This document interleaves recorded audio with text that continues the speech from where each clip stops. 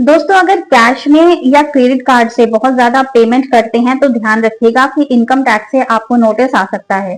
तो आज के वीडियो में हम आपको 10 ऐसे ट्रांजैक्शंस बताने जा रहे हैं जिनकी लिमिट को आप ध्यान रखिएगा, वरना इनकम टैक्स से नोटिस आ जाएगा। तो इसमें पहला ट्रांजेक्शन है cash deposit in saving bank account. Saving account में हम सभी लोग पैसा जमा करते हैं और अगर आपका ये कैश पूरे फाइनेंशियल ईयर में 10 लाख रुपए से ज्यादा का हो जाता है तो इनकम टैक्स से आपको नोटिस आ सकता है।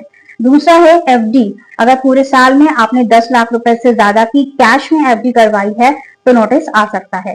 तीसरा है करंट अकाउंट में कैश डिपॉजिट 50 लाख रुपए से ज्यादा। चौथा है क्रेडिट कार्ड का पेमेंट करते हैं 1 लाख रुपए से ज्यादा कैश में। पांचवा है क्रेडिट कार्ड का पेमेंट करते हैं पूरे फाइनेंशियल ईयर में 10 लाख रुपए से ज्यादा, चाहे भले ही वो आप ऑनलाइन मोड से कर रहे हो।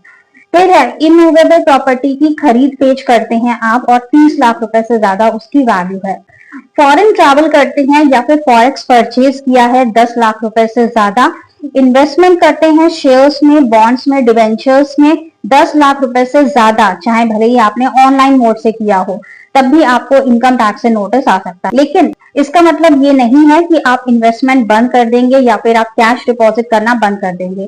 कहने का मतलब सिर्फ इतना है कि आप जो भी इन्वेस्टमेंट कर रहे हैं उसका सोर्स आपको पता होना चाहिए और आपकी आईटीआर उसके अकॉर्डिंग फाइल होनी चाहिए। इन केस डिपार्टमेंट से कोई भी क्वेरी आती है तो आपके पास इनकम का सोर्स होना चाहिए। और ऐसी ही छोटी छोटी अपडेट्स के लिए हमें फॉलो करते रहिएगा।